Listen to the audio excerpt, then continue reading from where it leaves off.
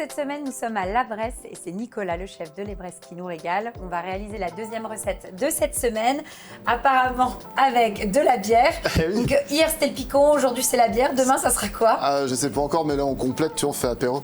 Ah oui, c'est ça, on reste sur des recettes apéro. Alors, plus sérieusement, c'est quoi comme recette? Ouais, on va faire une tartiflette, mais complètement différente d'une tartiflette traditionnelle, beaucoup plus légère. D'accord. Avec une tempura à la bière Sepnus, c'est une bière locale, ouais. Munster, et puis on a un petit fuseau lorrain au gibier aussi, exactement. Je vais te montrer tout ça.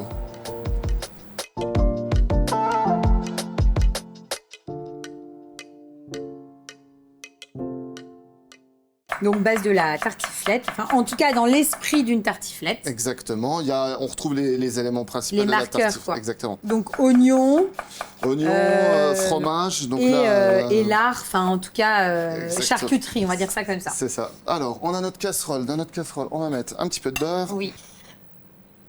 Là tu travailles pour quoi? 3-4 personnes? Ouais, 4 grands maximum. Format entrée. Exactement. Là, c'est une entrée. J'ai hâte de voir le résultat. Imagine la taille du plat. Ouais, c'est ça. Et puis, on va sucrer. Alors, je vais... Un confit d'oignon, c'est ça. En gros, c'est du sucre, tu démarres au beurre et c'est ça le principe. Quoi. Exactement. Je mets 3 bonnes cuillères à soupe Pas mal, hein. de sucre. Et puis après, on laisse réduire. Ça va fondre tout doucement, à feu moyen. Combien de temps la cuisson à peu près? C'est pour savoir... Si tu veux une belle caramélisation, moi, je le fais confire presque 1 heure. Ah, c'est ce que j'allais dire. On fait quoi ensuite? Ensuite, on va préparer le bonbon de reblochon. Donc pour ça, il faut qu'on fasse une tempura, Ok. une pâte à beignet, entre guillemets. Ouais. Donc on va commencer par ça, Eh on va ben, faire ça la petite marche. pâte. Pour la tempura, on prend de la farine. Oui. Donc une farine blanche. Une farine classique. blanche classique, là c'est de la type 45, tu peux prendre de la 55, ça revient au même. Ok. Je sais pas si tu veux voir, j'ai mis, ça fait quoi l'équivalent? Pareil, 3 bonnes cuillères à soupe à peu près. D'accord. Et après, la bière, donc là, la bière à la brisure de bonbons de sapin pour... Donc ça, c'est une bière du coin. Exactement. C'est ça? Ouais, c'est un petit brasseur du coin qui s'est associé avec la confiserie de la Bresse. Oui. Et ils ont créé cette bière. Elle apporte pas mal de fraîcheur et puis bon, c'est pour localiser un peu notre tartiflette Ouais, en fait. super. Ça va être à la vue, on a besoin d'une pâte qui soit assez couvrante pour que notre bonbon de Munster soit bien enrobé. D'accord. Donc je vais verser progressivement en fait. D'accord. Tu le fais un petit peu à l'œil, quoi. Je mets ma bière. À la limite, ouais, c'est top. Si tu le fais à l'œil, tu vas nous montrer ce que tu attends comme résultat. Comme ça, nous, C'est ça. on saura. Après, il n'y a pas vraiment de quantité en fait. Et En c'est pour fonction ça de la que je bière te qu'on dis que c'est utilise ou de la plutôt à farine, l'œil, quoi. la recette sera un peu différente. De toute façon, ça va être quand même alors assez liquide quand même. Il faut que ça soit liquide, mais bien nappant. Si elle est trop liquide, elle va partir dans notre bain d'huile. Donc là, je mélange. Elle est un petit peu liquide. On va pouvoir remettre un tout petit peu de farine. D'accord. Ouais, tu la trouves un peu liquide. Oui, tu vois, faut qu'elle reste un petit peu accrochée au foie, sinon elle restera pas accrochée à notre fromage. Et puis surtout que la particularité de ce fameux bonbon, parce que tu as utilisé tout à l'heure tu parlais d'un bonbon au Munster, c'est que en plus, il faut quand même que ça soit bien couvrant parce que sinon le fromage il va partir. C'est Enfin, ça. ça va. Faut vraiment que il soit bien enrobé, quoi. Exactement. La texture, elle est pas trop mal. Elle sera assez couvrante. Entre-temps, j'ai rajouté de la poudre à lever ou on peut utiliser de la levure chimique normale. Donc on va couper le Munster. Ouais. Donc notre Munster. Notre Munster. Donc Munster fermier. Munster fermier. Donc on va le couper, on va faire des petits cubes. D'accord. Je pars les côtés. Avec ça, nous, on s'en sert pour une autre recette. On fait une sauce au Munster avec. D'accord. Voilà. Tout en légèreté. Tout en légèreté. Et donc après, tu le récupères. Voilà, un petit cube. Ah oui, c'est déjà du beau cube. Hein. Oui, on est à la Tu m'as Bresse. dit un petit cube, c'est pas un petit cube, ça. Oh, C'est un moyen cube. Je peux le faire plus petit si tu veux. On prend notre appareil à tempura, on met notre bonbon dedans, on va bien le recouvrir.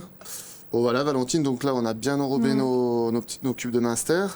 On va les réserver sur le côté, ça risque rien. On va terminer la recette en attendant et on les cuira en dernière minute, moment. Que ça reste bien chaud. Ça marche. Donc ensuite, on va s'occuper apparemment du fuseau. Hein, C'est ça. C'est ça. Donc là, tu vas tu te laisses faire. Tu le coupes. Ouais, donc on est sur un fuseau de gibier en fait, Ah. de chez David à Cornimont. Donc pareil, produit du coin. Exactement. On va tailler des petits Donc là, dés en finalement, tu brunoise. utilises ce fuseau de gibier pour remplacer dans la tartiflette les lardons, hein, le côté charcuterie. Ça arrive à ce moment-là, quoi. Produit de saison bien fumé en plus pour rappeler quand même le côté un peu fumé du lard. Oui, c'est ça. On reprend une charcuterie par contre fumée. Et là, tu vas faire quoi? Tu fais des petites... Une petite brunoise, des petits dés quoi. Des petits dés. Ça sera pour mettre au Par fond contre, on aura des pommes de terre parce que dans une tartiflette, on a de la pomme de terre. Et là, j'en vois pas. Alors nous, on l'a transformé complètement. Donc on va faire une mousse de pommes de terre. D'accord. Donc pour ça, je prends des pommes de terre, je les fais cuire dans de l'eau avec un petit peu de crème. Oui. Il faut que c'est une consistance assez liquide. D'accord. Tu l'assaisonnes, sel, poivre, un petit peu de noix de muscade et après on la passe dans un chinois étamine pour la mettre au siphon et ça va faire une mousse en fait. Oui, on aura une mousse de pommes de terre très légère. C'est ça. Et après, comme ça, on aura tous les éléments parce qu'on aura la compotée d'oignons, le minster.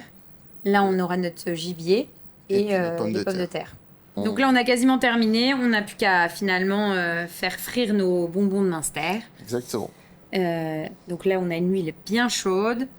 Donc si vous, à la maison, vous avez une friteuse, vous la passez dans la friteuse, ça fonctionnera aussi. Et là, c'est parti. C'est un peu le moment un peu touchy de la recette, non? C'est ça. T'as peur? Moi, j'aurais peur que ça explose. Attends, je vais pas le dire, sinon ça va nous porter la poisse. Et ce que tu me disais, finalement, le plus important, c'est de ne pas faire une tempura trop liquide. C'est ça. C'est vraiment le secret. Donc là, on a terminé. On va les sortir de la friteuse et puis on va dresser et goûter. On commence par quoi? La compotée d'oignons. Ok. On va tapisser le fond de notre assiette avec. Oui. Ensuite, on dépose un petit peu notre fuseau. Oui. Alors à la maison, si vous le faites avec des lardons, vous pouvez les faire bien griller, un petit peu comme des grabons, on appelle ça, et les servir chaud dedans. Oui. Donc on en met un tout petit peu au fond. Ensuite, on va mettre notre mousse de pommes de terre. Oui. Donc le fameux siphon de pommes de terre qui recouvre tout. Ici, on remet un petit peu de fuseau. Ah. C'est un millefeuille, c'est pas une tartiflette en oui, fait. C'est vrai, ouais. Et ensuite, on remet un confit d'oignon. Voilà. Ça, c'est les entrées de l'Everest. On est en hiver, on a le droit. Exactement. Et ensuite, on va mettre notre bonbon de reblochon. Je viendrai jamais te voir en été. Même si je pense que ça doit être... Ouais, tu sais, on avait parlé un coup de faire du feu de bois et tout ça. Ah oui, c'est vrai. Ah, trop bien. Et donc, le petit bonbon de Minster. Exactement. Oh, c'est trop beau. Voilà notre tartiflette à l'Everest. Franchement, c'est magnifique. J'ai hâte de goûter. On y va, on goûte.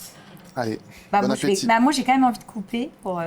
Alors là, on l'a fait dans un bain, mais si tu le fais dans une friteuse, tu peux la laisser un peu plus longtemps, il devient bien coulant. Je vais aller chercher toutes les couches.